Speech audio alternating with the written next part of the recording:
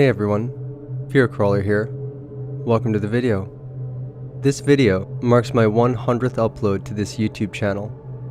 I want to say a big thank you to everyone that's made this possible. There are some things I do want to say about this, but I'm gonna wait for a later video for that. For now, I hope you all enjoy this one. A few years ago, I was working as a gas station attendant at an H-E-B in a suburban town neighboring Houston, Texas.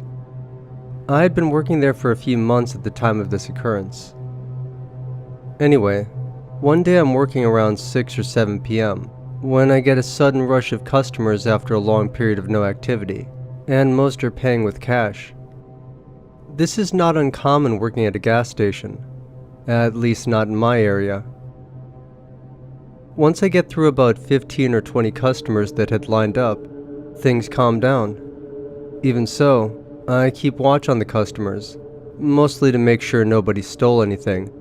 Anything stolen during my shift would likely come out of my paycheck. At about this time, a beat-up truck comes speeding up to the station, slams on the brakes, and nearly runs into my kiosk. He parks very sloppily, dead in the center of all the action. Out steps a pale, lanky man in a wife-beater and grungy jeans, covered in tattoos. He almost runs up to my kiosk. At this point, I note to myself that the man's tattoos are neo-Nazi tattoos. Eagles, lightning SS symbols, swastikas, the works. Doing my job, I ask him how I can help him. He doesn't want gas, doesn't want cigarettes, doesn't want food. He wants to use the bathroom and wants as much cleaning supplies as I can spare. Paper towels, soap. He specifically mentions cleaning chemicals. I notice he has some reddish stains on his hands and forearms. I tell him he can go over to the main store to go to the bathroom. I give him some paper towels and nothing more.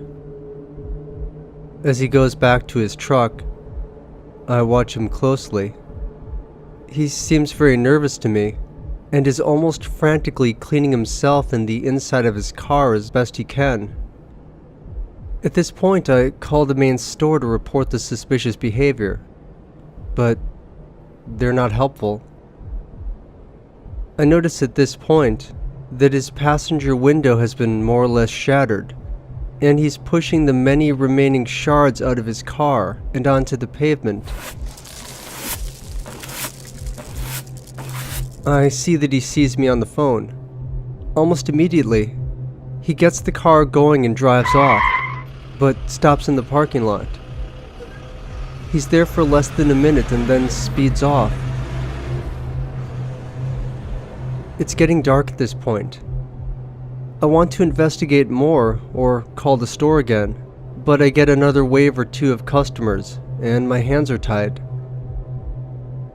About an hour later, I finally get a chance to clean up the giant mess of shattered window the guy left for me. Upon closer inspection of the shards, I find large clumps of black curly hair amongst the debris. They appear to be from someone's scalp, and they appear to have blood on them. I get some latex gloves from the kiosk, put them on, and use them to pick up the hair clumps and put them in a bag, like something out of CSI. I call the main store again with the news, and my supervisor doesn't seem particularly concerned. At the end of my shift, I turn the evidence over to my boss, and he says he'll take care of it.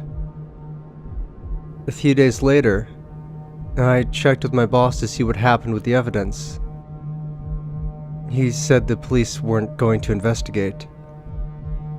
Go figure.